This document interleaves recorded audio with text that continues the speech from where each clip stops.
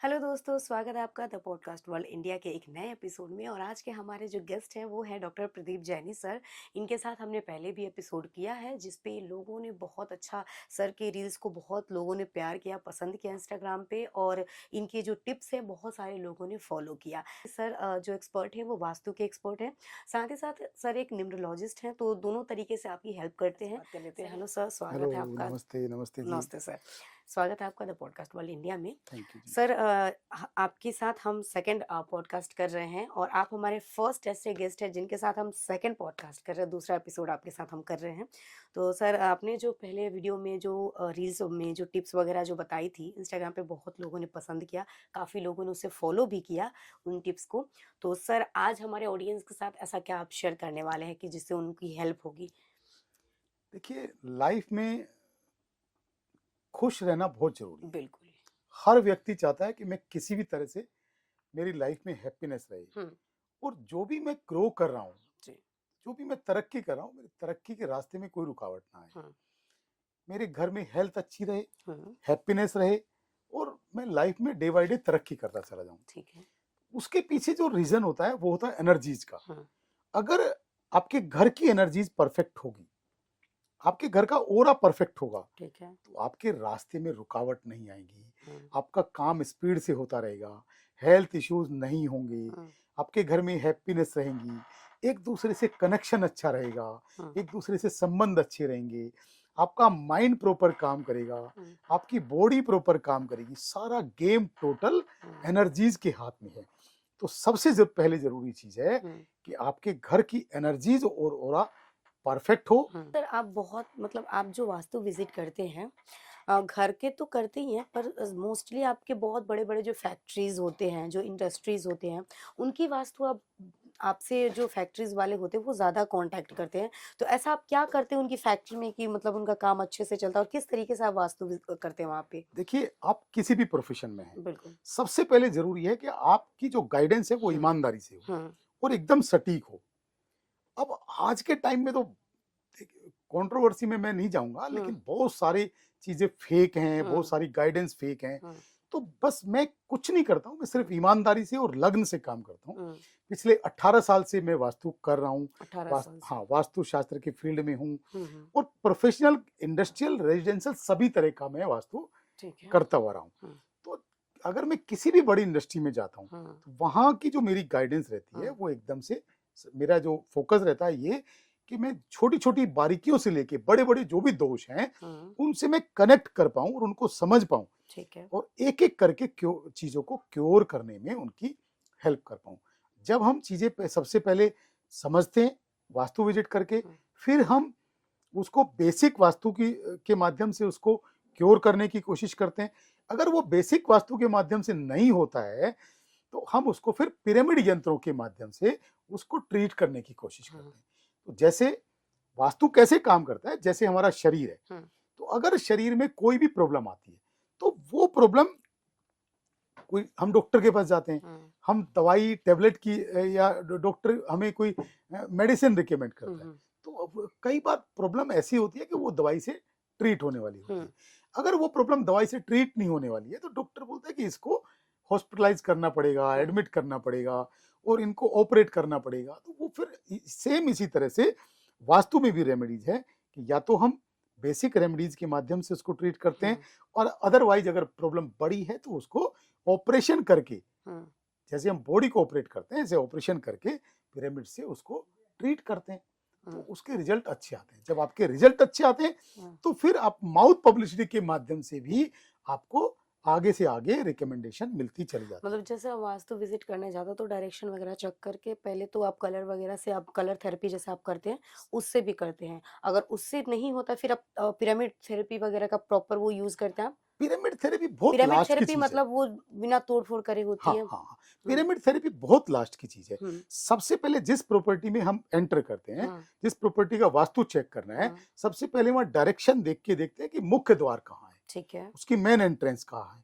इसके अलावा मुख्य द्वार के अलावा वहाँ के बोरवेल कहाँ हैं, हुँ, पानी के जो अंडरग्राउंड टैंक हैं वो कहाँ हैं, हुँ, फायर के टैंक्स किस कोने में रखे हैं या जनरेटर किस कोने में रखे हैं और ओवरहेड टैंक वहाँ कहाँ रखे हैं। हुँ, इसके अलावा सेप्टिक टैंक्स कहाँ बने हैं, जो आपका जो कंस्ट्रक्टेड एरिया है जहाँ मशीनें रखी हैं वो कौन सा जोन है, ओपन एरिया कहाँ छोड़ा हुआ है, टॉयलेट्स किधर बने हैं, आपका जो मशीनें हैं वर्किंग एरिया में वो मशीनें कौन से जोन में रखी हैं।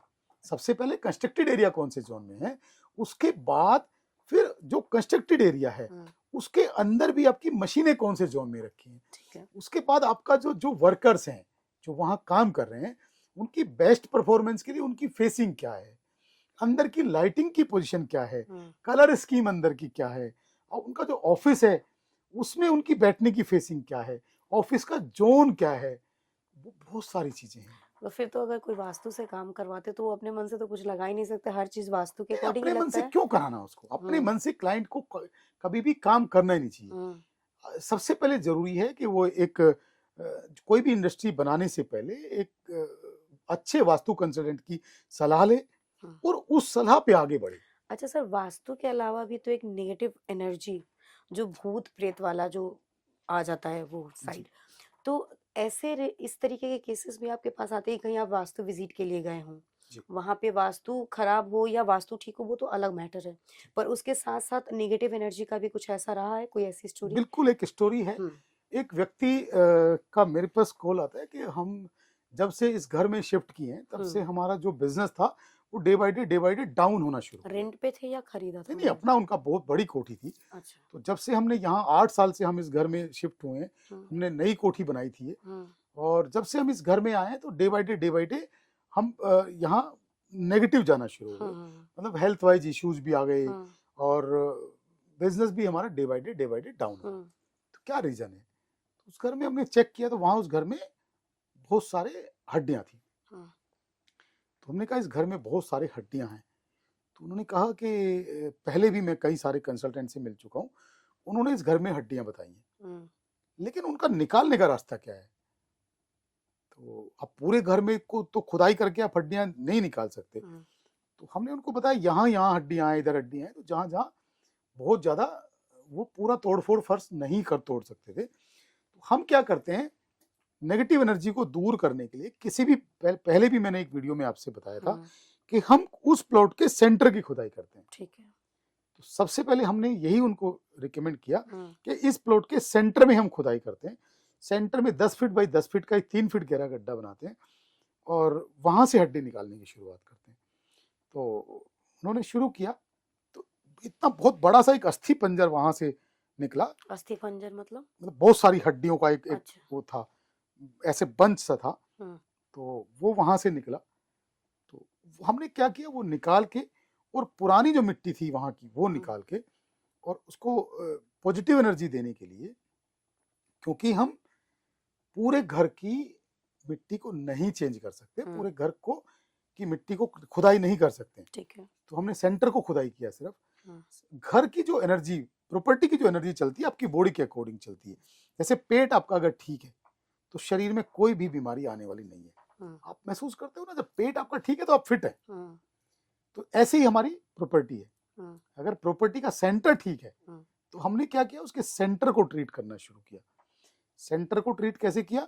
पुरानी मिट्टी निकाली, उसमें से जो हड्डियों का बंच था वो निकाला और उसमें पिरामिड यंत्र लेयर बाय लेयर हमने लगाने शुरू किए। अच्छा। तो हमने क्या किया, प्रॉपर विधि विधान से पूजा करके जो 9 प्लैनेट्स का जो भोग है, जो एनर्जीज का जो भोग है वो सब देके और उसमें 5 लेयर में, जैसे हम ट्रीट करते हैं 5 लेयर में हमने उसको ट्रीट करना शुरू किया। तो 5 लेयर में ट्रीट करके फिर उसमें फ्रेश मिट्टी बाहर से खेत से मंगा के फ्रेश मिट्टी उसमें डाल के उसको बंद कर दिया।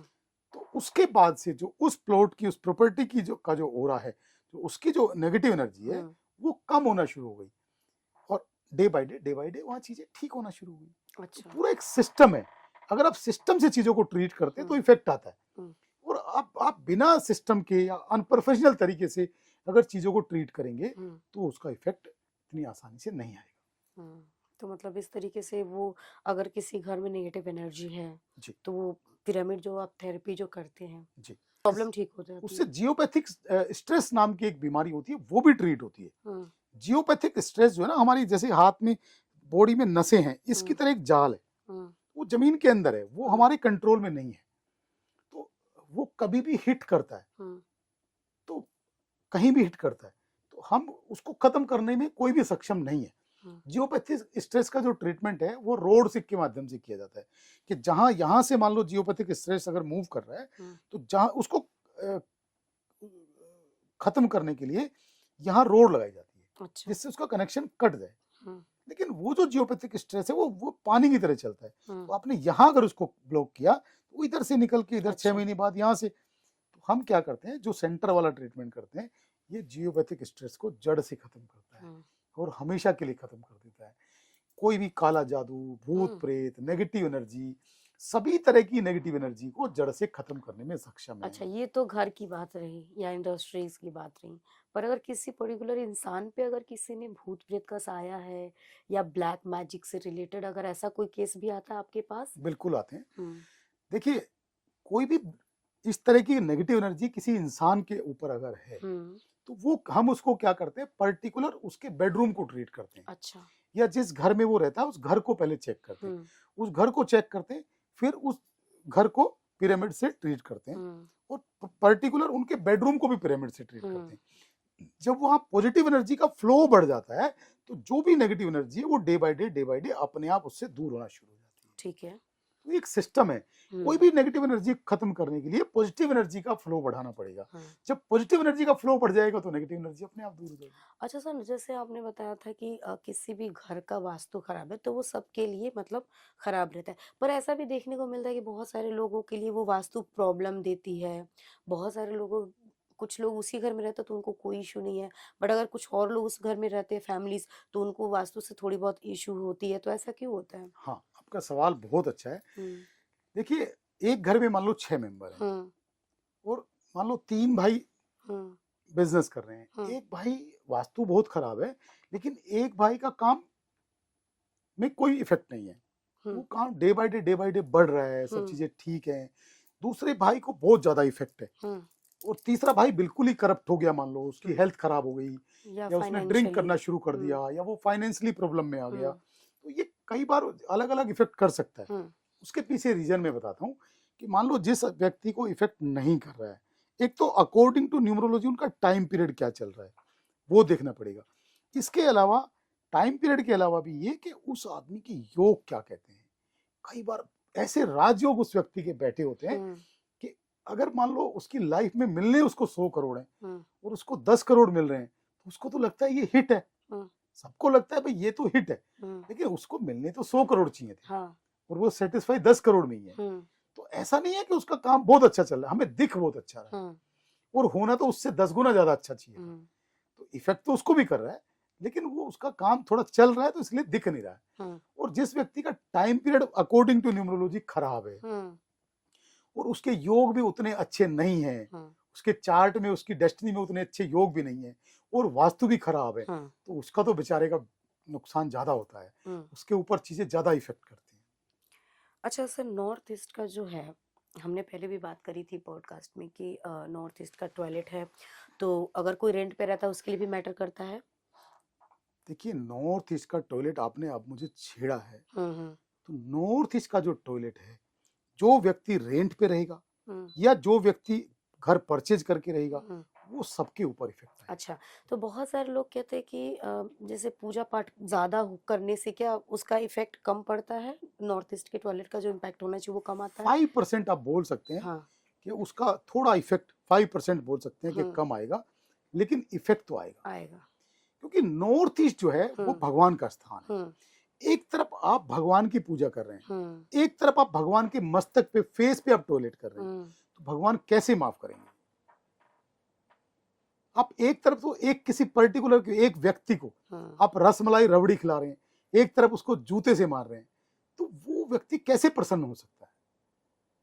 ये सब हवाई चीजें हैं, हम्म, हवाई बातें हैं, इनमें कभी भी नहीं आना चाहिए।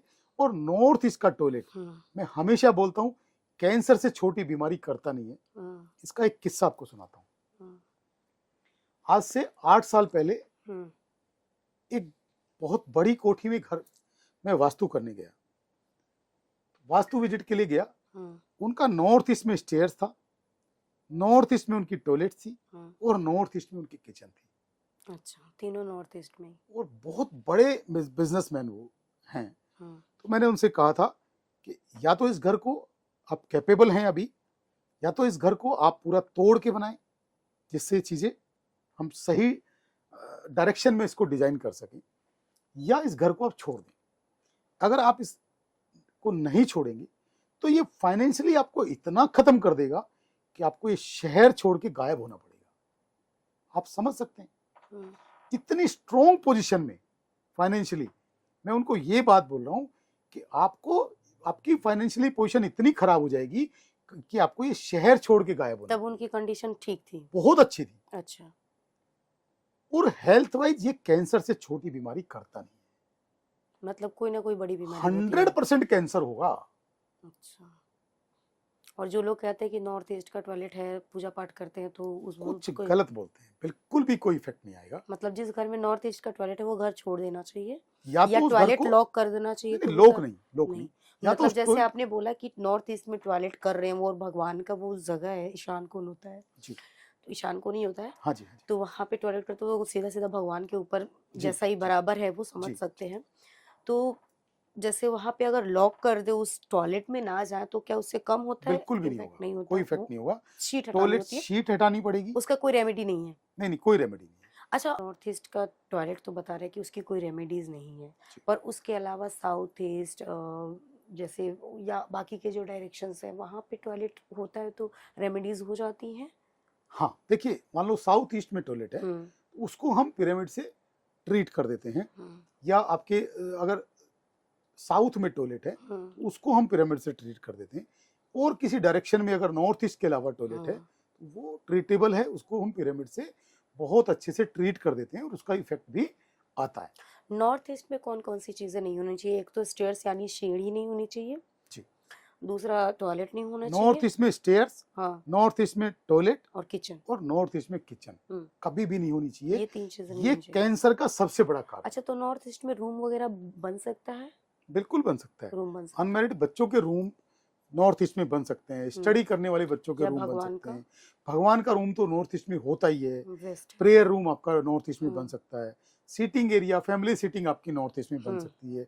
ड्राइंग रूम आपका नॉर्थ ईस्ट में बन सकता है। ये सब चीजें नॉर्थ ईस्ट में हो ये सकती जो है। 3-4 पॉइंट्स आपने बताई ये नहीं होना चाहिए। बाकी अगर नॉर्थ ईस्ट को छोड़कर कहीं भी टॉयलेट है तो उसकी रेमेडीज हो जाएंगी, हो सकती है। उससे कोई इशू नहीं होता जी है। जी। ठीक है सर, अभी बात करते हैं हम कि कुछ ऐसी स्टोरी आप हमारी ऑडियंस को बताइए जो आपको भी कभी ऐसा लगा है, आप बहुत जगह पे वास्तु विजिट करते हैं, ऐसा कहीं आपको डर का एहसास हुआ है कि नहीं यहाँ पे बहुत ज्यादा निगेटिविटीज है, ऐसा कुछ ऐसा आपको फील हुआ है? देखिए, एनर्जीज आपको आपको फील, जब डर लगा हो, कभी ऐसा हुआ है कि आपको एनर्जीज भी आपको, डर लगा है? बिल्कुल बिल्कुल, एनर्जीज फील हो जाती है। हम्म। और एनर्जीज का इफेक्ट आपके ऊपर आता है, चाहे आप कितने भी स्ट्रॉन्ग हैं। हम्म। हमारे प्रोफेशन में किसी के भी यहाँ जाके हम्म। अगर हम वास्तु विजिट के लिए, प्रोफेशनल वास्तु विजिट के लिए गए हैं, तो कुछ भी खाना पीना अलाउड नहीं है। अच्छा, आप भी नहीं खाते कहीं भी नहीं, जाते किसी वास्तु के यहाँ विजिट खाना के लिए? पीना अलाउड नहीं है। ठीक है। तो एक बार मुझे लगा, किसी घर में मैं गया तो मुझे लगा बिल्कुल भी यहाँ तो नहीं, चाय भी नहीं पीना चाहिए। तो वो थोड़ा कुछ कनेक्शन में थे वो लोग, तो किस वहाँ चीज के उन्होंने, कनेक्शन में? मतलब हमारे मेरे फ्रेंड सर्कल के कनेक्शन में थे, अच्छा, जिनके यहाँ मैं विजिट करने गया था। तो उन्होंने मुझे चाय, आपके फ्रेंड से रिलेटेड थी वो? हाँ हाँ, अच्छा। उन्होंने मुझे चाय के लिए ऑफर किया, तो चाय मैं मना नहीं कर पाया, तो मैंने चाय पिया।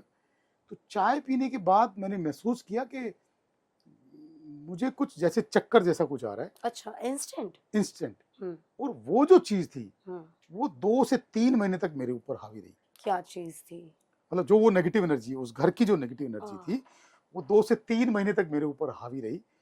फिर मैंने उस चीज के लिए किसी पर्टिकुलर उस चीज के लिए कोई उपाय किया, कुछ चीजें की, तब वो तो आपको धीरे धीरे। समझ में कैसे आया कि आपने उस वास्तु विजिट किया है तभी ये प्रॉब्लम आ रही है? कुछ सिम्टम्स आपको समझ में आए होंगे हाँ, ना? वो सिम्टम मेरे को समझ आए हाँ। कि वहां मैंने चाय पिया था और हाँ। वो चीजें मेरे ऊपर हावी हुई। हाँ। वहां मुझे नहीं पीना चाहिए था। हाँ। तो वो तो मुझे, देखिए मुझे इस फील्ड में 18 साल हो गए काम करते हुए। नेगेटिव कनेक्शन लाइक भूत प्रेत वाला तो नहीं था? वही था, वही था। वही था? तो हाँ, देखिए मेन चीज क्या है कि हमें 18 साल हो गए काम करते हुए। इतने लंबे एक्सपीरियंस के बाद तो चीजें अपने आप ऑटोमेटिक समझ में आ जाती है कि किस घर के अंदर किस तरह की एनर्जीज मूव कर रही हैं। तो वहां खुद भी सावधान रहना चाहिए और जो रहने वाले लोग हैं उनको भी सावधान रहना चाहिए। सर जैसे आप वास्तु विजिट के लिए कहीं भी जाते हैं तो आपको कैसे फील होता है कि वहाँ पे नेगेटिव एनर्जी है, क्या सिम्टम्स आपको वहाँ पे समझ में आता है? देखिए, सबसे पहले तो बहुत ज़्यादा नेगेटिव एनर्जी होगी, हम्म। तो वहाँ तक पहुँचने भी मुश्किल होगी। अच्छा। वहाँ तक पहुँच पाना ही बहुत मुश्किल होगा। हम्म। बहुत सारी रुकावटें, बहुत सारी अड़चनें, जहाँ अगर 1 घंटे का जाने का रास्ता है, हम्म। तो हो सकता है वहाँ जाने में 4 घंटे लग जाएँ। हम्म।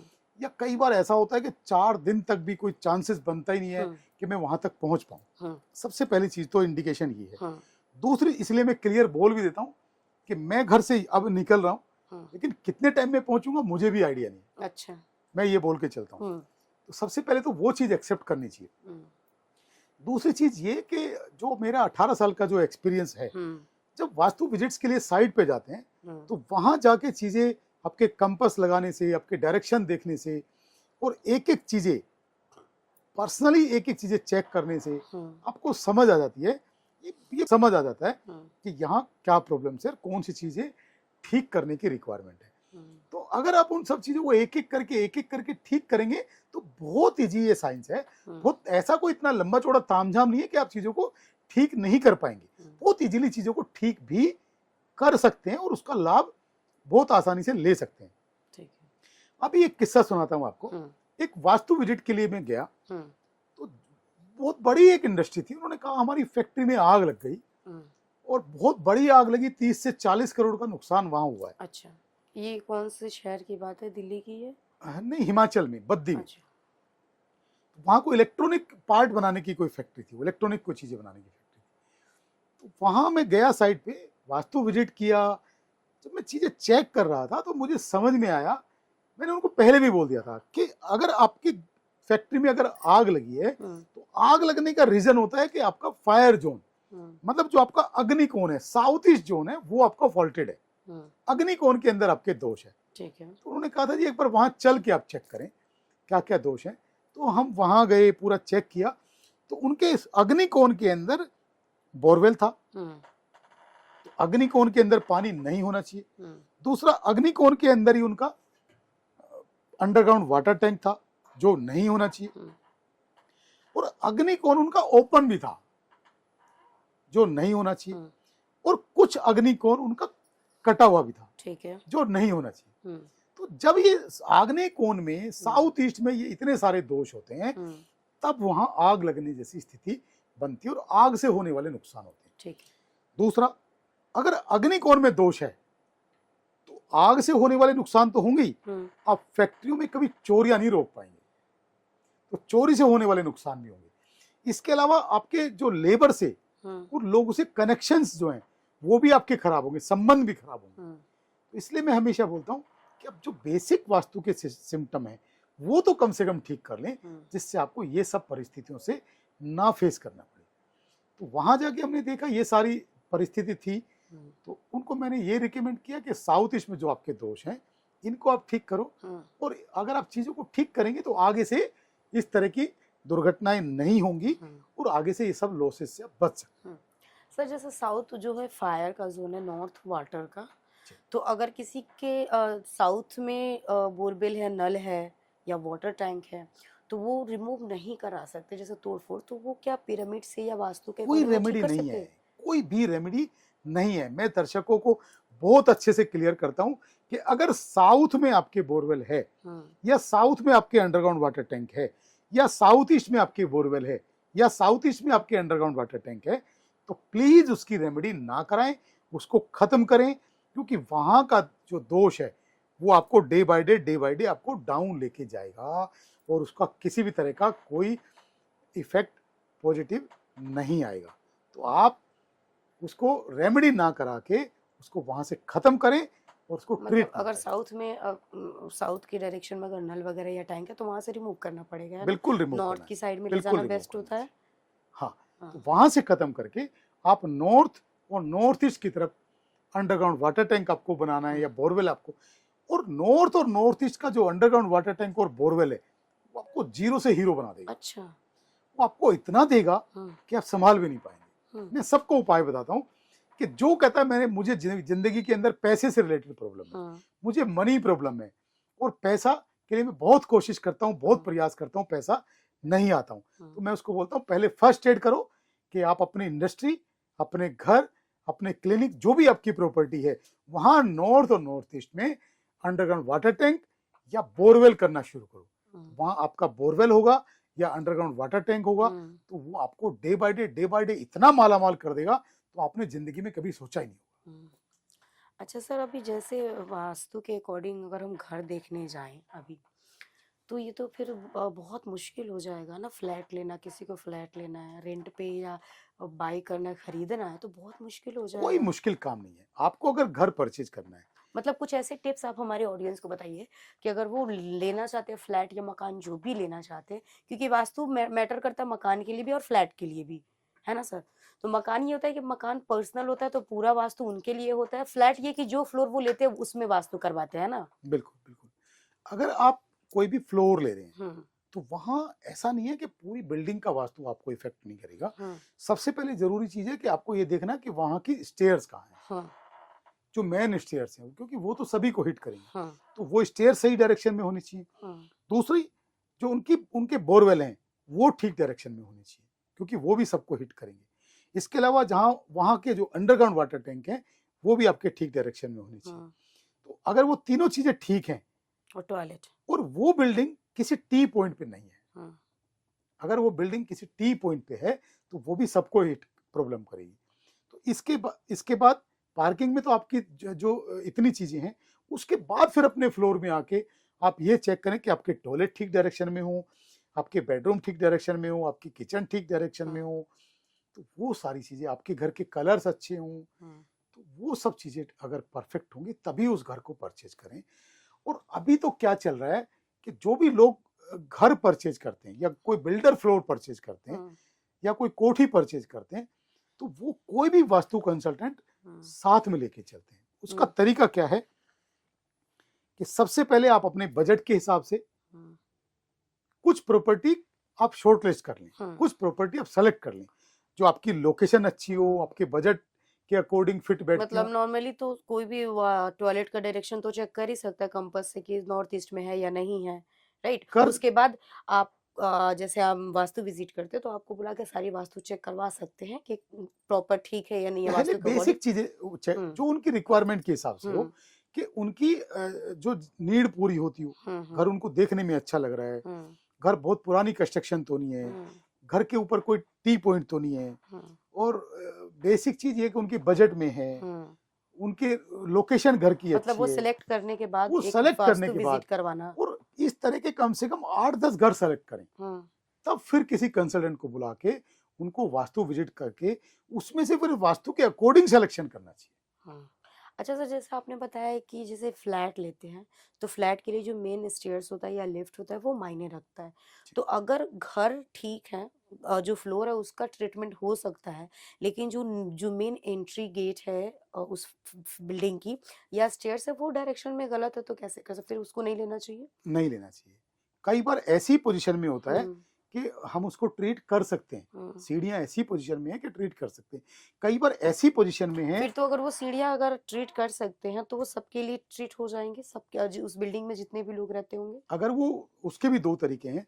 अगर वो ग्राउंड लेवल से उसको हम ट्रीट करते हैं, अगर हम पार्किंग से उसको ट्रीट करते हैं, तो वो सभी के लिए ट्रीट हो जाएगी। लेकिन अगर वो अपने फ्लोर से ट्रीट करता है, तो फिर वो एक ही आदमी एक ही फ्लोर के पे रहने वाले लोगों के लिए वो ट्रीट हो पाएगी। अच्छा, ठीक है।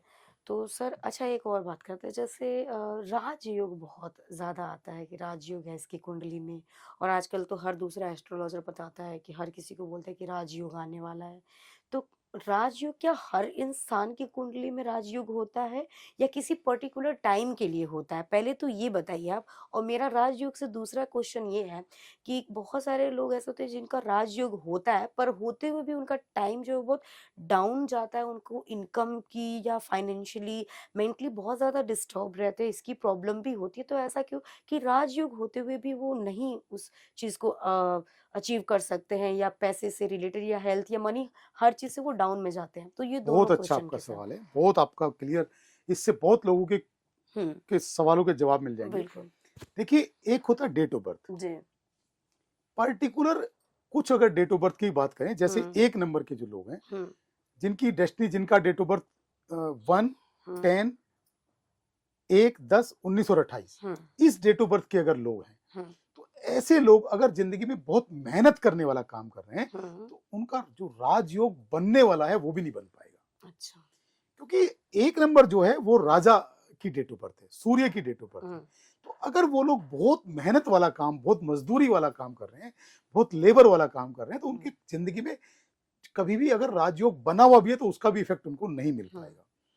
तो सबसे पहले तो आपकी डेट ऑफ बर्थ आपको किसी अच्छे न्यूमरोलॉजिस्ट से आपको चेक करानी चाहिए कि मेरी क्या डेट ऑफ बर्थ है और मुझे किस तरह के प्रोफेशन में जाना चाहिए। ठीक है। तो सबसे पहले तो ये कि 1 नंबर के लोग 1/10/1928 डेट ऑफ बर्थ जन्म तारीख वाले लोगों को बहुत मेहनत वाला काम, बहुत मजदूरी वाला काम, नहीं करना बहुत चाहिए। पसीना बहाने वाला काम नहीं करना चाहिए, नहीं तो उनका राजयोग खत्म हो जाता है। अच्छा। दूसरी चीज ये है कि अगर आपकी कुंडली के अंदर, आपकी डेट ऑफ बर्थ के अंदर राजयोग बिल्कुल डायरेक्ट बैठा हुआ है, ठीक है, उसके बावजूद आप अगर खराब वास्तु के घर में रह रहे हैं, तो आपका कितना भी राजयोग बना हुआ है, आपको कभी भी उसका पॉजिटिव इफेक्ट नहीं मिल पाएगा। ऐसे बहुत लोग हमने देखे हैं कि राजयोग है, पंडित लोग, हजारों लोग पंडित लोग उसको बोलते हैं कि तुम्हारी जिंदगी में बहुत पैसा है, बहुत अमीरी है, बहुत राजयोग है, और वो बेचारा नहीं एक कर छोटी सी चाय की टपरी लगाता है और जिंदगी बड़ी मुश्किल से चला पा रहा है। तो ऐसा भी बहुत देखने में आता है। तो सबसे पहले ये जरूरी है कि आपके घर का वास्तु ठीक करें, अपने घर की एनर्जी ठीक करें, और जो आपकी कुंडली है, जो आपकी डेट ऑफ बर्थ है, वो किसी अच्छे न्यूमरोलॉजिस्ट से चेक कराएं कि मुझे मेरी डेट ऑफ बर्थ के अकॉर्डिंग मेरा नाम क्या होना चाहिए वो डिजाइन कराएं, और मेरा टाइम पीरियड क्या चल रहा है वो चेक कराएं, और किस प्रोफेशन में मेरे को जाना चाहिए वो चेक कराएं। तो मतलब एक रीजन घर का गलत वास्तु भी हो सकता है कि वो अपने राजयोग के जो लक्ष्य, जो जिस पॉइंट पे वो पहुंचना चाहते हैं, जो स्पीक पे, वो नहीं पहुंच पाते वहां पे। वास्तु भी मैटर करता है कि उनका राजयोग का अच्छा टाइम है लेकिन वास्तु खराब है तो वो नहीं कर पाते। राइट, ठीक है सर। अच्छा सर, अभी जैसे न्यूमरोलॉजी पे आपने जिक्र किया, तो कुछ न्यूमरोलॉजी से रिलेटेड भी क्वेश्चन रख लेते हैं। न्यूमरोलॉजी एक सिर्फ नाम चेंज करना होता है कि किसी का नाम चेंज करते हैं? तो बहुत सारे लोग ये भी समझते हैं कि न्यूमरोलॉजी तो अलग चीज़ है, नाम चेंज करने से कैसे करियर में किसी का करियर कैसे ग्रोथ हो सकता है, या किसी को वो सक्सेस कैसे मिल सकता है सिर्फ नाम चेंज करने से? तो न्यूमरोलॉजी और नाम का कितना इम्पोर्टेंस है? जैसे एक अक्षर एक्स्ट्रा कर देने से न्यूमरोलॉजी में कैसे वो चीज़ें करेक्ट हो जाती है उनकी? देखो, न्यूमरोलॉजी जो है वो एक बेसिकली टोटल अंक विज्ञान की एक साइंस है। नंबर्स पे चलती है। आप जिस डेट ऑफ बर्थ में पैदा हुए और जो आपने नाम रखा, वो आपने कोई भी अपने सिलेक्शन से एक रैंडम नाम रखा, वो करेक्ट है कि नहीं है वो आपको मालूम नहीं है। उसकी न्यूमेरिकल वैल्यू क्या है वो आपको मालूम नहीं है। ठीक है। हो सकता है आपके डेट ऑफ बर्थ के बिल्कुल विपरीत उसकी न्यूमेरिकल वैल्यू हो, जो आपका नाम है, और वो आपको डे बाय डे डाउन लेके जा रहा हो। ठीक है। तो अगर आपके डेट ऑफ बर्थ के अकॉर्डिंग वो नाम आपके विपरीत है, तो वो आपको जिंदगी में प्रॉब्लम करता है। सीधा सीधा सिंपल काम है, बहुत लंबा चौड़ा कोई तामझाम नहीं है कि किसी भी अच्छे न्यूमरोलॉजिस्ट से आपकी डेट ऑफ बर्थ चेक कराएं। ठीक है। उस डेट ऑफ बर्थ के अकॉर्डिंग आपका वो नाम चेक करेंगे कि मेरा नाम डेट ऑफ बर्थ के अकॉर्डिंग करेक्ट है या नहीं है, और अगर करेक्ट है तो बहुत परफेक्ट है कि वो बहुत नॉर्मल है। अगर वो करेक्ट नहीं है या बहुत आपको लाइफ में वो प्रॉब्लम कर रहा है, तो अगर वो प्रॉब्लम कर रहा है या बहुत अच्छा नहीं है, तो वो न्यूमरोलॉजिस्ट क्या करेंगे, तो आपके डेट ऑफ बर्थ के अकॉर्डिंग आपका नेम डिजाइन किया जाएगा, आपके नेम में करेक्शन किया जाएगा, और एक नहीं उसमें 2-3 ऑप्शन आपको दिए जाएंगे कि ये आपके नाम के अंदर ये करेक्शन आप एक ए ऐड करके या एक वी ऐड करके या नाम में कुछ कुमार लगा के या कुछ लगा के आप इसको ठीक कर सकते हैं। अगर आपको ये अच्छा नहीं लगता है तो एक दूसरा ऑप्शन ये है कि आप ये करके भी उसको ठीक कर सकते हैं, या थर्ड ऑप्शन ये है कि आप ये करके भी उसको करेक्ट कर सकते हैं। तो सर वो ऑप्शन क्या कुछ बताएंगे? हाँ, नहीं, वो तो डेट ऑफ बर्थ के अकॉर्डिंग है। अच्छा, कि डेट ऑफ बर्थ के अकॉर्डिंग क्या है। मान लो किसी का नाम है मनीष कुमार नाम है, मान लो 2 नंबर का है। हाँ, तो मनीष कुमार जो नाम है, तो मनीष कुमार उसको किसी भी पर्टिकुलर व्यक्ति को सूट नहीं कर रहा है, वो लाइफ में ग्रो नहीं कर रहा है, और वो नाम उसकी डेट ऑफ बर्थ के अकॉर्डिंग विपरीत है। तो हम क्या करेंगे, मान लो उनका मदर नेम है वाणी, तो हम क्या करते हैं उनके नाम के बीच में एक वी ऐड कर देते हैं तो अगर वो उनकी वी लगा के उसके नाम में न्यूमेरिकल वैल्यू परफेक्ट बन जाती है तो हम उसको मनीष वी कुमार तो उनके जैसे, नाम को कितने नंबर पे ले आएंगे, टोटल 6 पे या 1 पे? नहीं वो डिपेंड करता है कि उनकी डेट ऑफ बर्थ क्या है। अच्छा, मान लो किसी की डेट किसी ऑफ भी बर्थ, मतलब ऐसा नहीं कि किसी का भी नाम 6 या 1 पे 1 नंबर नहीं पे ला नहीं देते हैं। बहुत सारे लोग कहते हैं कि 1 नंबर पे किसी का भी नाम ला दो तो बहुत ग्रो करते हैं, डेट ऑफ बर्थ चाहे जो देखो भी हो, एक या नंबर फिर पे 6 पे ला दो तो वो बहुत ज़्यादा ग्रो करते हैं, ऐसा कुछ नहीं होता हो है? सकता। मान लो एक व्यक्ति की डेट ऑफ बर्थ 3 है हुँ, और आप उनके नाम की न्यूमेरिकल वैल्यू 6 पे ले आए, ठीक तो है। 3 और 6 का 36 का आंकड़ा है। अच्छा, 3 और 6, 3 नंबर बृहस्पति का है, हाँ, 6 नंबर तो बिल्कुल अपोजिट शुक्र का है। तो 3 और 6 की तो केमिस्ट्री अच्छी है ही नहीं। लेकिन कहते हैं 3 और 6 और 9 तो एक ही फैमिली के हैं। नहीं नहीं, तीनों डिवाइन नंबर हैं, अच्छा, लेकिन तीनों अलग अलग हैं। एक फैमिली से नहीं है। जिंदगी के अंदर 3 नंबर ऐसे हैं हाँ, जो डिवाइन नंबर हैं, हाँ, जो 3, 6 और 9।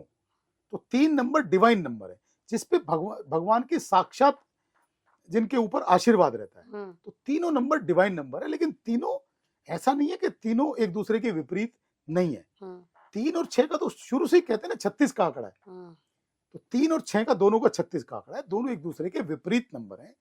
तो आप 3 नंबर के व्यक्ति की हुँ, न्यूमेरिकल वैल्यू उनका नाम 6 नंबर पे नहीं ला सकते हैं। अच्छा, वो डिपेंड करता है कि न्यूमेरिकल वैल्यू क्या है हुँ। और आपकी डेट ऑफ बर्थ क्या है, उसके हिसाब से वो सेलेक्ट किया जाता है। अच्छा, एस्ट्रोलॉजर या कोई भी है कि जिनके पास हम अपनी डेस्टिनी या अपना डेट ऑफ बर्थ चेक करवाने जाते हैं, तो क्या ऐसा मैटर करता है कि नॉनवेज खाने से, या फिर बहुत बहुत सारे लोग लेकर बहुत ज़्यादा कंज्यूम करते हैं, तो क्या इससे भी उनका डाउनफॉल होता है? या डेट ऑफ बर्थ पे मैटर करता है कि कितने डेट ऑफ बर्थ के लोगों को नॉनवेज की तरफ नहीं जाना चाहिए? देखिए हर व्यक्ति का जो डेस्टिनी है वो अलग अलग होता है। हुँ, वैसे तो हमारे हिंदू संस्कृति के अंदर तो हुँ, नॉनवेज तो किसी को भी कंजप्शन नहीं करना चाहिए, किसी को ठीक भी है। नॉनवेज यूज नहीं करना चाहिए, क्योंकि हुँ, अ, बहुत सारी चीज़ें ऐसी हैं, हुँ, बहुत सारे वेजिटेरियन लोग ऐसे हैं हुँ, कि जो बिना नॉनवेज के भी लाइफ में बहुत ग्रो कर रहे हैं, बहुत आगे हुँ, बढ़ पा रहे हैं। हुँ, जैसे डेट ऑफ बर्थ 1 वाले लोग हैं, हुँ, तो डेट ऑफ बर्थ 1 जो है ना वो सूर्य को कनेक्ट करता है, सूर्य हुँ, को रिप्रेजेंट करता है। ठीक है, तो सूर्य डेट ऑफ बर्थ वाले जो लोग हैं उनको बिल्कुल भी लाइफ में नॉनवेज इस्तेमाल नहीं करना चाहिए और ठीक किसी भी है, तरह की नॉनवेज की जो कंजप्शन है उससे बचना चाहिए। ठीक है। जैसे 2 डेस्टिनी वाले जो लोग हैं जिनकी डेट ऑफ बर्थ 2 है हुँ, या जिनकी डेस्टिनी 2 है, हुँ, जो चंद्रमा को रिप्रेजेंट करती है, हुँ, उनको भी नॉनवेज कंजप्शन से बचना चाहिए और हुँ, उनको कम से कम नॉनवेज का यूज करना चाहिए। करना चाहिए। अच्छा, इसके अलावा जैसे 3 डेट ऑफ बर्थ है, हुँ, तो 3 डेट ऑफ बर्थ वाले लोग हुँ, या 3 डेस्टिनी वाले जो लोग हैं उनको तो नॉनवेज बिल्कुल स्ट्रिक्टली कभी भी इस्तेमाल हुँ, नहीं करना चाहिए और अल्कोहल भी इस्तेमाल नहीं करना चाहिए। हुँ, नॉनवेज और अल्कोहल दोनों 3 नंबर के लिए है ही नहीं। हुँ, 3 नंबर के जो लोग हैं जिंदगी में जितना सात्विक रहेंगे हुँ, उतना, और नॉनवेज और अल्कोहल से दूर रहेंगे, उतना लाइफ में ग्रो करेंगे। हुँ, वो सारे लोग पूछते हैं कि हम लाइफ में आगे क्यों नहीं बढ़ पा रहे हैं, हमारी लाइफ में रुकावट का प्रॉब्लम क्या है, हुँ, हमारी लाइफ में रुकावट का कारण क्या है कि हम जिंदगी में कुछ आगे बढ़ ही नहीं पाए। हुँ, तो मैं उनको जवाब देता हूँ कि अगर आपकी डेट ऑफ बर्थ 3 है तो सबसे पहले तो आप अल्कोहल और नॉनवेज को जिंदगी हुँ, से बिल्कुल आउट करें, खत्म करें, तब आप आगे की बात करें। ठीक है। इस तरह से जैसे 4 नंबर के जो लोग हैं, हुँ, तो मैं उनको बोलता हूं कि आपको नॉनवेज और अल्कोहल, नॉनवेज तो आपको बिल्कुल ही खत्म करें हुँ, और अल्कोहल आप कभी कभी यूज़ करें, कंज्यूम कर कम सकते हैं, लेकिन कंज़्यूम करें। उसकी मात्रा आपकी कम होनी चाहिए। हुँ, इसी तरह से 5 नंबर के जो लोग हैं हुँ, या 6 नंबर के जो लोग हैं, हुँ, तो 5 और 6 नंबर के लोगों को भी नॉनवेज से परहेज करना चाहिए और अल्कोहल कभी कभी आप यूज कर सकते हैं। 5 नंबर के लोग नहीं कर सकते, 6 नंबर के लोग कभी कभी अल्कोहल का इस्तेमाल अगर आप करते हैं तो आपको कोई हार्म नहीं करेगा, लेकिन उसकी आपकी लिमिटेशन हुँ, सेट होनी चाहिए कि आप कितना लिमिट में पीते हैं और कितना आप अल्कोहल कंज्यूम करते हैं, हुँ, क्योंकि बहुत ज़्यादा अल्कोहल कंज्यूम करना आपकी हेल्थ के लिए खराब है, हुँ, इसलिए आप उसको कंज्यूम कम मात्रा में कर सकते हैं। हुँ, 7 नंबर के लोगों की जो इम्यूनिटी है वो ऑलरेडी वीक होती है, हुँ, तो ऐसे वीक इम्यूनिटी वाले लोगों के लिए भी अल्कोहल और नॉनवेज इस्तेमाल नहीं करना चाहिए, क्योंकि उनका भगवान से कनेक्शन ही बहुत स्ट्रांग होता है। हुँ, 7 नंबर के लोगों की जो माइंड पावर है हुँ, और जो भगवान से कनेक्शन है वो बहुत स्ट्रांग है, वो वैसे ही बहुत धार्मिक और सात्विक प्रवृत्ति के होते हैं। हुँ, तो मैं उनको भी बोलता हूँ कि आपको भी नॉनवेज से तो बिल्कुल परहेज करना चाहिए हुँ, और अल्कोहल भी आप कभी कभी, बहुत ओकेजनली, बहुत रेयर केस में आप उसको कंज्यूम कर सकते हैं। कर सकते हैं। अच्छा। 8 नंबर के लोगों की अब अगर बात करें कि 8 नंबर सैटर्न का है, शनि का है, तो शनि डेस्टिनी वाले लोगों को भी नॉनवेज से तो परहेज ही करना चाहिए। और अल्कोहल आप कभी कभी अगर यूज करते हैं, ओकेजनली कभी आप यूज करते हैं, तो उसका आपको इतना कोई हार्म नहीं होगा। 9 नंबर डेट ऑफ बर्थ या 9 नंबर डेस्टिनी वाले लोगों के लिए अल्कोहल और नॉनवेज बिल्कुल बैन है। अगर वो लोग अल्कोहल और नॉनवेज का सेवन करते हैं तो आप लाइफ में आपकी हेल्थ, शारीरिक हेल्थ, मानसिक हेल्थ और फाइनेंशियल हेल्थ, तीनों आपकी जीरो होने में टाइम नहीं लगेगा। तो 9 नंबर के लोगों के लिए स्ट्रिक्टली नॉनवेज और अल्कोहल बिल्कुल बैन है, उनको कभी भी यूज नहीं करना चाहिए। अच्छा, न्यूमरोलॉजी की हम बात कर रहे हैं, तो जैसे राजयोग की हम बात करते हैं, तो क्या राजयोग किसी स्पेशल डेट ऑफ बर्थ के लोगों के ही अंदर ही होता है, उनकी कुंडली में होता है, कि किसी का ये डेट ऑफ बर्थ है, जैसे मान लो किसी का 4 या 5 डेट ऑफ बर्थ, आप बताना कि कौन से डेट ऑफ बर्थ के लोगों के कुंडली में राजयोग ज्यादा चांसेस होते हैं? देखिए, एक राजयोग होता है जिसको आप अकॉर्डिंग टू न्यूमरोलॉजी बहुत इजीली समझ सकते हैं, लेकिन वो जो राजयोग होता है 1 लाख डेट ऑफ बर्थ में एक किसी पर्टिकुलर किसी इंसान के डेट ऑफ बर्थ में होता है। अच्छा। और उसके सीधे सीधे सिम्टम है, अगर आपकी डेट ऑफ बर्थ के अंदर 4, 5 और 6 अगर डायरेक्ट है, अच्छा। तो समझ लो कि आपके 100% राजयोग हैं। लेकिन 4, 5 और 6 हाँ, जिनके टोटल डेट ऑफ बर्थ में डेट ऑफ बर्थ के अंदर अगर डायरेक्ट हैं, जैसे आपकी डेट ऑफ बर्थ है 14 मई 1966, तो 14 के अंदर 4 आ गया, मई के अंदर 5 आ गया और 66 के अंदर 6 आ गया। तो ये 4, 5, 6 अगर आपके डेट ऑफ बर्थ के चार्ट के अंदर डायरेक्ट है, तो समझो आपके 100% राजयोग हैं। ऐसे बहुत सारे लोग लेकिन हैं कि जिनके चार्ट के अंदर डायरेक्ट राजयोग हैं और उसके बावजूद भी वो जिंदगी के अंदर बहुत अच्छा कुछ नहीं कर पा रहे। उसका रीजन फिर उनका घर का वास्तु हो सकता है, कि अगर उनको चाहिए कि अगर आपके डेस्टिनी के अंदर राजयोग हैं, आपकी डेट ऑफ बर्थ के अंदर डायरेक्ट या राजयोग हैं और आप अच्छा नहीं कर पा रहे हैं, तो आपके घर का वास्तु आपको जरूर चेक कराना चाहिए। हो सकता है वहां कोई ऐसी नेगेटिव एनर्जी हो जिसकी वजह से आप लाइफ में डाउनफॉल में जा रहे हैं। कि वास्तु के साथ साथ न्यूमरोलॉजी भी आपको ऐड करना होता है किसी भी प्रॉब्लम को सॉल्यूशन के लिए। जैसे आप कहीं पे वास्तु विजिट के लिए गए, ठीक है, वहाँ वास्तु के साथ साथ आपको न्यूमरोलॉजी भी यूज करना होता है अपना। देखिए, उसमें उसकी न्यूमरोलॉजी की रिक्वायरमेंट तो नहीं है, लेकिन क्लाइंट अगर चाहता है कि मुझे वहाँ किसी पर्टिकुलर किसी 1 या 2 व्यक्ति की न्यूमरोलॉजी के चार्ट भी बनाने हैं, तो हम फिर ये करते हैं कि आपके वास्तु कंसल्टेंसी के साथ साथ किन्हीं 2 लोगों का, क्योंकि देखिए पूरे परिवार का चार्ट बनाना पॉसिबल नहीं है, एक लिमिटेड टाइम पीरियड होता है, लिमिटेड टाइम होता है, तो आप बहुत ज्यादा टाइम नहीं दे सकते हैं। तो पर्टिकुलर किसी 2 व्यक्ति का अगर वो रिक्वेस्ट करते हैं, तो हम 2 व्यक्ति का चार्ट उसी के अंदर, उसी फीस के अंदर बना देते हैं। अच्छा सर, जैसे आप मुंबई भी जाते हैं, आपने पिछले पॉडकास्ट में भी बताया था कि आप हर महीने 20 तारीख को मुंबई जाते हैं, एवरी मंथ, ठीक है। तो सर आप कुछ ऐसा एक्सपीरियंस बताइए ना कि सेलिब्रिटीज़ भी आपसे न्यूमरोलॉजी या वास्तु करवाते हैं, है ना। बहुत सारे लोग सेलिब्रिटीज़ के, आप टीवी स्टार्स होते हैं या फिल्म सेलिब्रिटीज़ होते हैं, उनके आप घर के वास्तु भी करते हैं और न्यूमरोलॉजी के अकॉर्डिंग उनका नाम भी ठीक करते हैं। तो कुछ अपना ये एक्सपीरियंस शेयर करिए ना। देखिए, मुंबई और दूसरे शहरों में फ़र्क है। दूसरे शहरों में ज़्यादा महत्व दिया जाता है वास्तु को, अच्छा। मुंबई में ज़्यादा महत्व दिया जाता है न्यूमरोलॉजी को। हाँ। तो वहाँ जितने भी सेलिब्रिटी लोग हैं वो वास्तु से ज़्यादा न्यूमरोलॉजी करेक्शन में विश्वास करते हैं। तो वहाँ जो जितने भी सेलिब्रिटी लोग हैं, सबसे पहले अपना चार्ट, अपनी डेट ऑफ बर्थ कंसल्ट करते हैं और फिर उसके बारे में पूछते हैं कि कहाँ मेरी डेट ऑफ बर्थ में मेरे नाम में क्या करेक्शन होना चाहिए, अगर उसमें नाम में कोई गड़बड़ी है तो कैसे आप नाम डिजाइन करेंगे, क्या ऑप्शन उसमें रखेंगे, और क्या मेरा टाइम पीरियड चल रहा है, भी मैटर करते हैं। हाँ, कौन से कलर्स मुझे यूज करने चाहिए पहनने में। आपने देखा होगा बहुत से जो लोग हैं वो ग्रीन कलर के शूज पहनते हैं या बहुत से ब्राउन कलर के शूज पहनते हैं, या बहुत से रेड कलर बहुत की सारे टी शर्ट लोग पहनते हैं। ब्लैक ज्यादा यूज करते हैं, हर बार हाँ, black he but favourite colours होता है। ब्लैक जो कलर है हम्म, वो नेगेटिविटी को बहुत ज्यादा अब्जॉर्ब करता है। अगर आप रेगुलर ब्लैक कलर पहनना शुरू करते हैं तो वो उसके उसमें आपके जो सक्सेस है हम्म, उसमें प्रॉब्लम्स जल्दी आनी शुरू हो जाती हैं।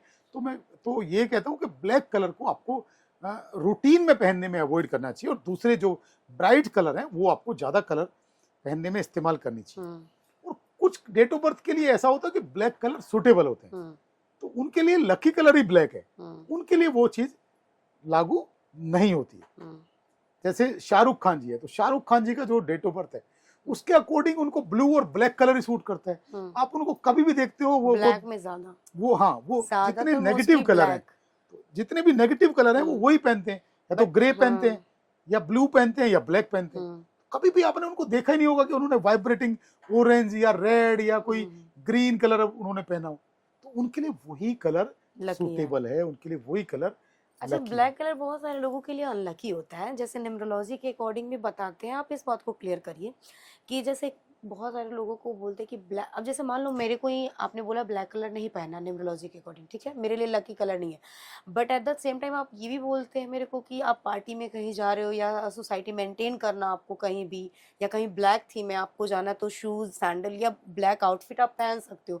तो क्या उस टाइम पे वो ब्लैक कलर निगेटिव इम्पैक्ट नहीं करता? देखिए, अगर आप शॉर्ट टर्म के लिए कोई चीज यूज करते हैं तो उसका उतना नेगेटिव इम्पैक्ट नहीं आता है। आप रेगुलरली अगर ब्लैक कलर वियर कर रहे हैं तो उसका नेगेटिव इम्पैक्ट आपकी लाइफ में ज्यादा आता है।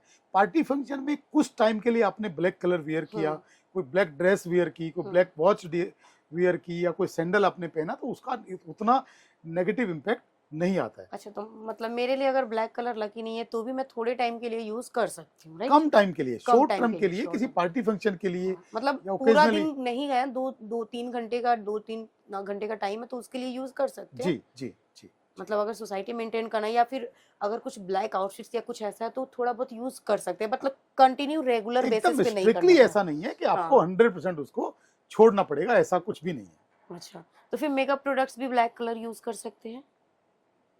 मेकअप हाँ हाँ, प्रोडक्ट कर या सकते हेयर हैं। एक्सेसरीज ऐसा हाँ, कुछ कर मैटर सकते करता हैं, है? बिल्कुल कर सकते हैं, कर बिल्कुल कर सकते हैं सकते थोड़े टाइम के लिए, हैं। बट ये भी ओकेजनली नहीं आप कि कर सकते हैं, कंटिन्यू ब्लैक यूज नहीं रूटीन में करना है। आप करेंगे तो आपको हार्म हाँ। करेगा। जैसे आप मुंबई जाते हैं तो वहाँ पे जो सेलिब्रिटीज होते हैं उनके न्यूमरोलॉजी के अकॉर्डिंग आप नाम चेंज करते हैं, तो कुछ आप उनका नाम बताना चाहेंगे? देखिए, कुछ एक दो लोगों का नाम बता दें आप। वैसे तो लोग सब चीजें अपनी प्राइवेट रखते हैं, हाँ, सीक्रेट रखते हैं, जो लेकिन लोग जैसे रिव्यू शेयर करते हैं आपके जैसे साथ। जैसे बिग बॉस में एक लड़की आई थी, अर्चना गौतम। अच्छा, वही ना, मारते मारते मोर बना देंगे। हाँ हाँ हाँ। हाँ। तो तो उन्होंने जब से अपने नाम में करेक्शन जो किया था, हम्म। उससे उसके बाद उन्होंने लाइफ में बहुत ग्रो किया है। अच्छा। और जितने भी सेलिब्रिटी लोग हैं हम्म। ये न्यूमरोलॉजी में बहुत बिलीव करते हैं। बहुत हम्म। सारे लोग हमारे से फिल्म स्टार्स हैं, हम्म। सीरियल वाले लोग हैं और टीवी सीरियल वाले लोग हैं, बहुत सारे लोग जुड़े हुए हैं और हमें फॉलो करते हैं और उससे उनको बेनिफिट भी मिलता है, वो लाभ भी लेते हैं। आप बिलीव नहीं करेंगे, जितने टाइम के लिए हम मुंबई में होते हैं तो हम रात को 3-3 बजे तक, 4-4 बजे तक, मतलब हमारे पास मीटिंग मीटिंग मीटिंग, कोई फुर्सत नहीं होती है।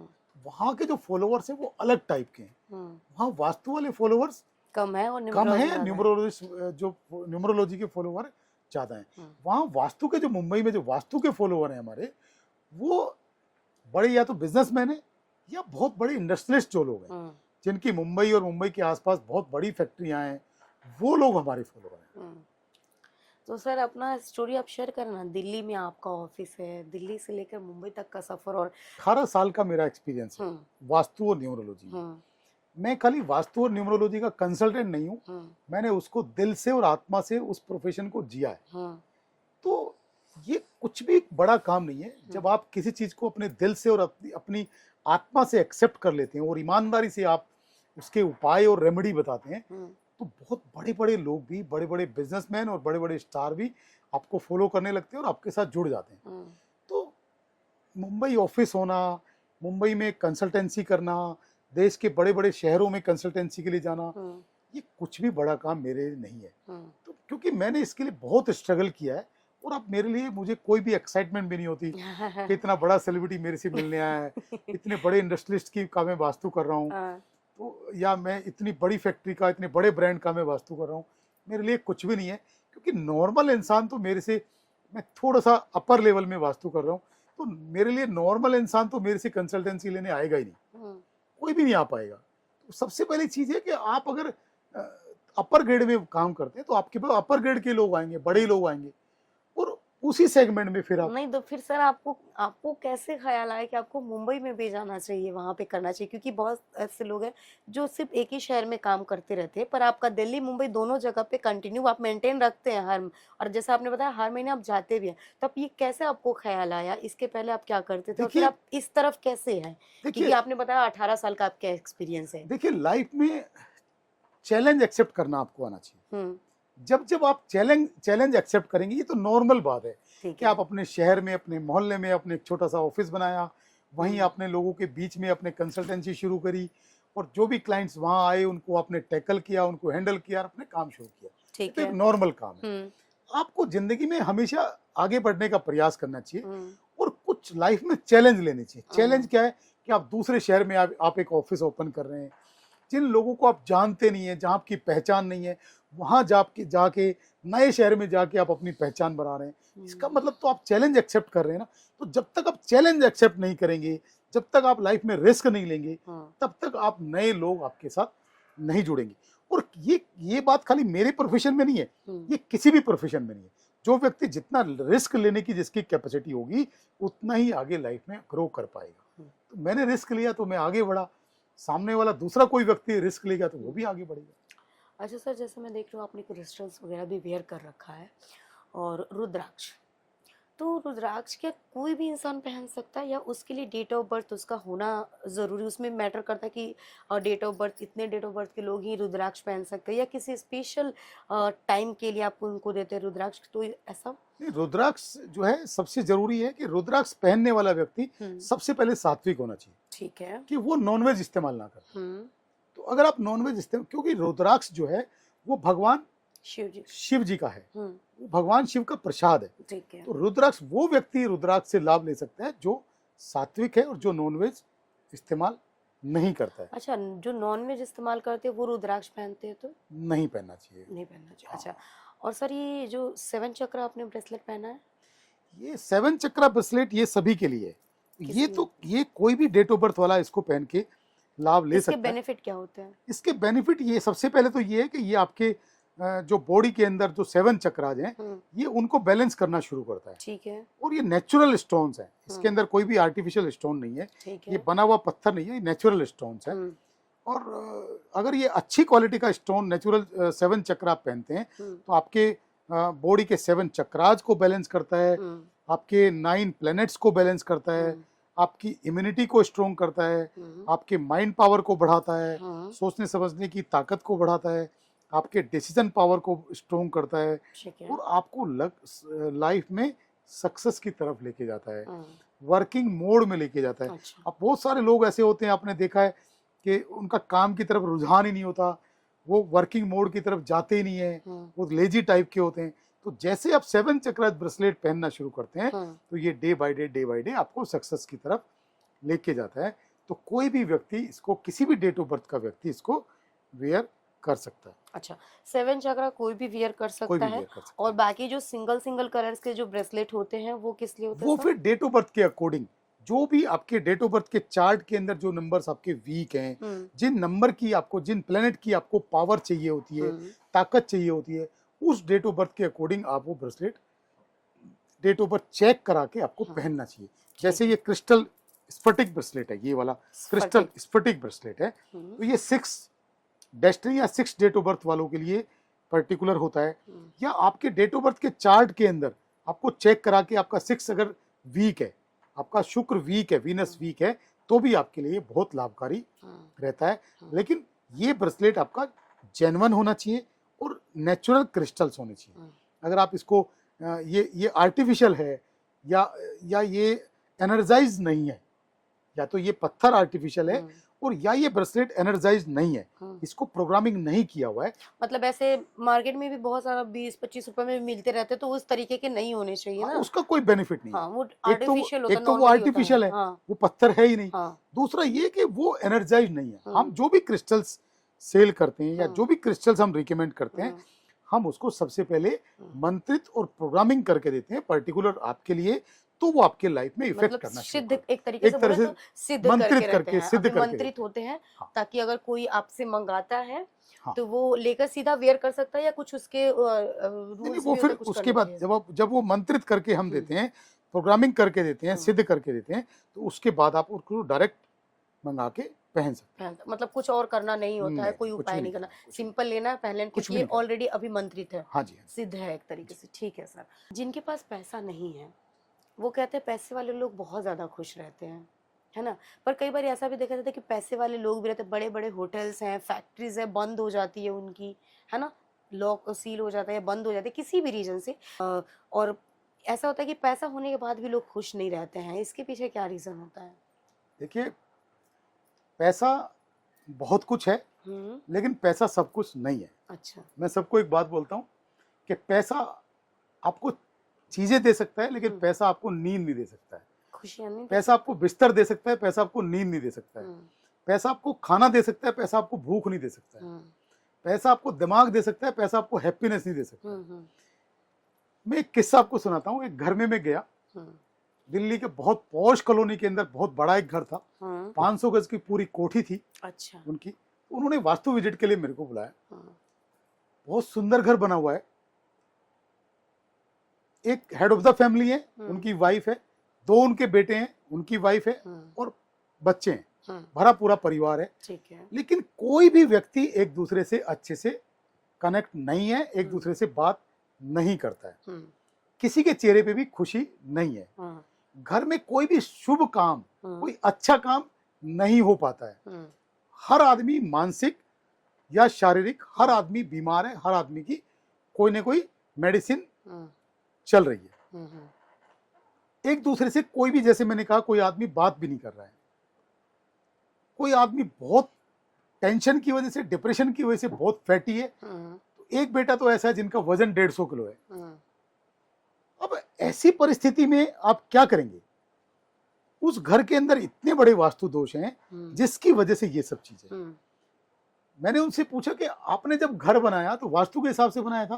तो उन्होंने कहा कि हाँ, मुझे बिल्डर जिससे हमने बनवाया था, उन्होंने कहा था कि आपका घर वास्तु के हिसाब से बन रहा है। अच्छा। लेकिन वो घर 1% भी वास्तु के हिसाब से नहीं बन रहा है। उसका रीजन जानना चाहेंगे आप? बताइए। सबसे बड़ी बात, बड़ी प्रॉब्लम थी, उनके घर की जो सीढ़ियां थी वो ईशान कोण के अंदर थी, नॉर्थ ईस्ट के अंदर। और उनके घर के जो टॉयलेट्स थे वो भी नॉर्थ ईस्ट के अंदर। अच्छा। तीसरी चीज, उनके घर के अंदर बेसमेंट था, जो वास्तु बिल्कुल भी अलाउड नहीं करता है। इसके अलावा कुछ किचन भी गलत डायरेक्शन में थी, कई सारी चीजें बहुत गड़बड़ थी, पूरा वास्तु ही खराब था, पूरा घर का वास्तु गड़बड़ था। तो ये जब बनने के बाद ऐसी परिस्थिति आती है कि घर के अंदर हैप्पीनेस नहीं रहती है। अब खाना वो लोग इकट्ठे एक साथ इसलिए खा पाते थे, डाइनिंग टेबल पे खा पाते थे, क्योंकि घर के अंदर 3-4 कुक थे और 10-15 सर्वेंट्स थे। अच्छा। इतने बड़े वो लोग थे, इसलिए वो डाइनिंग पे खाली डाइनिंग के लिए वहां जा पाते थे, नहीं तो एक साथ खाना भी नहीं खाते।